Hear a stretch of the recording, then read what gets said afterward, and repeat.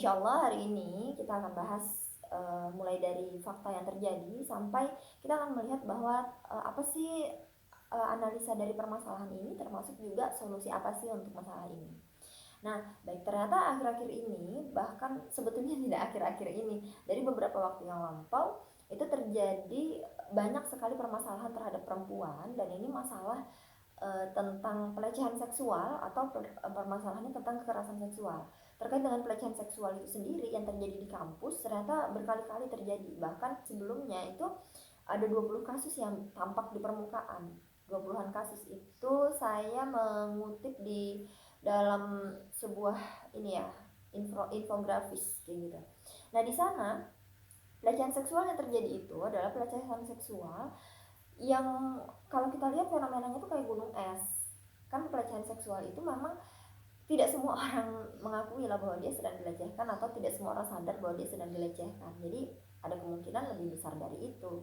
Yang saya baca dalam sebuah berita di tempo.com, pelecehan seksual di kampus itu pernah terjadi di Riau, Universitas Sriwijaya, Universitas Brawijaya, UNJ. Nah, terakhir viral di Kalimantan Selatan itu mahasiswi ULM ini berinisial D, yang dia mendapatkan pelecehan seksual pada saat itu. Nah, saya tidak akan bercerita panjang terkait dengan pelecehan seksualnya, tapi yang akan saya ceritakan di sini itu adalah tentang ternyata apa yang terjadi terkait dengan pelecehan seksual itu membuat orang-orang, terutama para pegiat gender, mereka mengusulkan agar segera disahkan undang-undang yang di sana bisa pro terhadap perempuan. Nah, dulu itu namanya RUU PKS, sekarang berubah nama menjadi RUU TPKS. RUU TPKS di sini sebetulnya tidak jauh beda, unsur nuansanya itu tidak jauh beda dari RUU PKS. Ya pada intinya itu adalah undang-undang yang di sana bertujuan untuk melindungi, menyelamatkan wanita. Yang pernah saya baca di dalam sebuah infografis tentang RUU penghapusan kekerasan seksual, itu berisi 16 bab, ada 184 pasal kalau tidak salah, yang tujuan dari adanya pasal itu ya tadi untuk melindungi para perempuan, untuk ada hukum yang tegas, tindakan yang tegas terhadap pelaku, untuk ada apa ya, dukungan kayak gitu, dukungan secara emosional, sosial dan sebagainya terhadap korban. Nah, dan perubahan dari RUU PKS menjadi RUU TPKS itu terjadi di tahun 2021. Yang menarik di sini ternyata RUU PKS, Rancangan Undang-Undang Penghapusan Kekerasan Seksual, dan RUU berubah jadi RUU TPKS atau Rancangan Undang-Undang Tindak Pidana Kekerasan Seksual. Ini mendapat kritik dari seorang pakar hukum, Ustadz Chandra. Beliau mengatakan bahwa ada pasal di dalam RUU PKS yang ternyata kontennya itu sama gitu dengan RUU TPKS, di mana orang yang mereka mau melakukan perzinahan itu tidak dikatakan pelecehan ketika mereka melakukannya suka sama suka atau dengan seizin, bahasanya kan begitu. Berarti di situ ada frasa begini: secara paksa bertentangan dengan kehendak seseorang yang menyebabkan seseorang itu tidak mampu memberikan persetujuan dalam keadaan bebas. Nah, ini berarti ada konteks di mana seseorang itu ketika mereka suka sama suka atau saling mengizinkan, maka di sana tidak ada pelecehan seksual. Nah, itu yang pertama. Maka dari sini kita bisa melihat unsur RUU ini seolah-olah melegalkan atau mengizinkan terjadinya perzinahan. Yang kedua, beliau juga mengkritik, dan dari dalam kritik beliau mengatakan sudah sepatutnya Indonesia itu punya aturan hukum yang aturan hukum ini betul-betul bisa melarang terjadinya perzinahan atau hubungan seks di luar pernikahan, karena pasal 284 KUHP itu diterapkan jika pelaku zina telah menikah.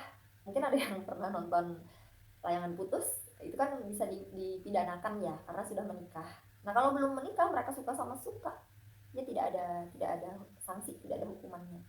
Nah, yang terakhir dalam kritiknya Ustadz Chandra, beliau mengatakan bahwa menurut pihak yang mendukung maraknya kekerasan seksual itu ternyata disebabkan karena tidak ada payung hukum yang komprehensif yang bisa mengatur upaya penanganan dan pemulihan korban kekerasan seksual.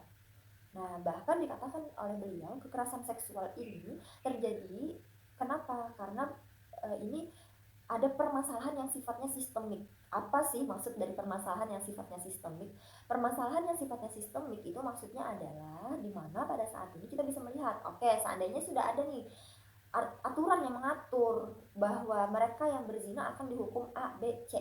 Tapi di sisi lain kita bisa lihat uh, orang-orang masyarakat laki-laki perempuan mereka masih distimulus dengan maraknya video porno, dengan maraknya TikTok yang goyang-goyang gimana menampilkan ini. Tapi dari situ kita bisa melihat bahwa apa ya, ketika orang menyaksikan ada konten porno di mana-mana itu akan menstimulus seseorang untuk melakukan pelecehan seksual atau untuk mereka berhubungan seksual. Stimulus itu artinya mereka mendapatkan rangsangan untuk melakukan hal yang demikian itu. Nah, kemudian lagi dari sistem pendidikannya, di mana pada saat ini sistem pendidikan itu kan dipisah ya antara agama dengan kehidupan. Nah, harusnya agama itu jangan dipisah dari kehidupan. Kenapa? Agar kemudian orang-orang yang mereka mau melakukan kemaksiatan mikir dua kali karena mereka menyadari keberadaan mereka di muka bumi ini untuk taat beribadah kepada Allah. Mereka menghindari kemaksiatan karena mereka takut akan siksa dan azab dari Allah Subhanahu wa taala. Tapi itu tidak terjadi.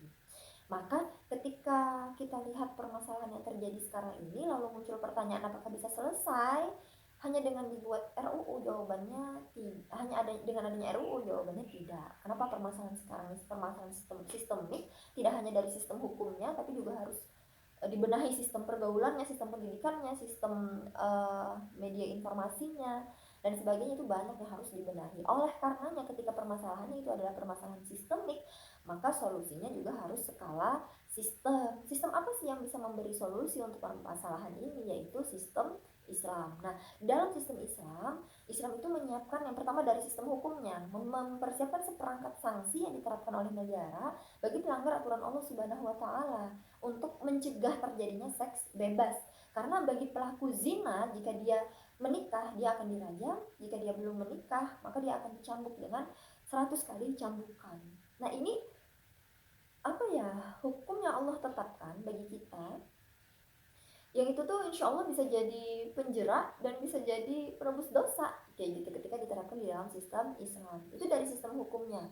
Belum lagi nanti dari sisi sistem media informasinya. Ya kita akan bikin konten-konten porno itu tidak ada lagi di masuk ke Indonesia kayak gitu atau ke negara kita. Ini insya Allah akan menjaga sih ya agar minimal tidak terjadi stimulus atau rangsangan terhadap laki-laki atau perempuan yang kemudian membuat mereka jadi menginginkan berhubungan seksual belum waktunya kayak gitu yang haram. Nah, kemudian dari sisi sistem pendidikannya, output sistem pendidikan Islam itu dia akan mencetak generasi di mana mereka itu bersaksi Islam, kepribadiannya Islam, pola pikir, pola sikapnya Islam, kemudian menguasai sakofah Islam dan ilmu sains dan teknologi. Nah, kemudian dari sisi kalau seandainya ada kejahatan pelecehan seksual itu terjadi karena masalah ekonomi misalnya, terpaksa jual diri dan seterusnya lah. Tapi ini bukan dilecehkan ya kalau dia jual diri. Ini juga ada sistem ekonomi Islam yang akan memastikan bahwa rakyat itu bisa sejahtera, bisa betul-betul terpenuhi kebutuhan pokok bahkan juga kebutuhan pelengkapnya. Nah, sistem-sistem lain juga mensupport hal ini. Jadi bahkan dalam sebuah keluarga itu suami istri misalnya, suami tidak akan tidak dikatakan melakukan pelecehan seksual terhadap istri karena masing-masing sudah memahami hak dan kewajiban mereka apa sebagai suami istri.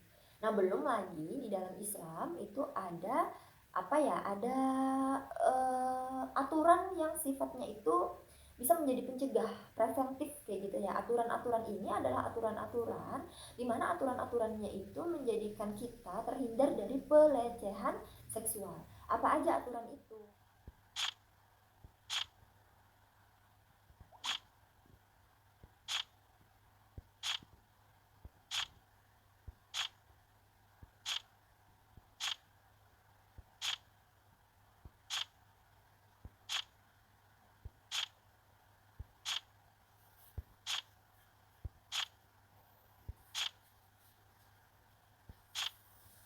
Nah, ini semua menjadi aturan yang insya Allah bisa menjadi solusi bagi masalah pelecehan seksual. Tidak hanya pelecehan seksualnya, tapi juga kekerasan seksual. Nah, dan ini juga solusi agar perempuan itu betul-betul mulia. Nah, maka dari sini, menurut teman-teman, apa cukup kita sebatas mengetahui, oh iya ya, Islam bisa jadi solusi? Jawabannya tidak. Oleh karenanya penting bagi kita untuk mengkaji Islam agar kita bagi kitanya sendiri disuruh terkait hukum syariat itu jadi lebih mudah. Kenapa? Karena kita mengkaji Islam, ditanamkan akidah Islam dalam diri kita, ditanamkan sakofah-sakofah, dipahamkan tentang sakofah-sakofah Islam dalam diri kita, kita dibina, kita menjadi sosok yang bisa jadi jauh lebih dekat dengan Allah, yaitu dengan mengkaji Islam. Apakah cukup hanya dengan mengkaji Islam? Jawabannya tidak. Kita juga mesti mendakwahkan Islam itu sendiri, yaitu melakukan aktivitas amar ma'ruf nahi mungkar. Agar apa? Agar aktivitas amar ma'ruf nahi mungkar ini menjadikan orang lain itu juga sadar, tidak hanya kita yang sadar. Oleh karenanya, yuk kita kembali ke identitas kita sebagai seorang muslim dan kita meyakini bahwa Islam bisa jadi solusi bagi permasalahan seksualitas atau pelecehan seksual atau kekerasan seksual yang terjadi pada saat ini. Salah hilafnya mohon maaf. Kalau ada kebenaran dari Allah, kesalahan dari saya pribadi. Assalamualaikum warahmatullahi wabarakatuh.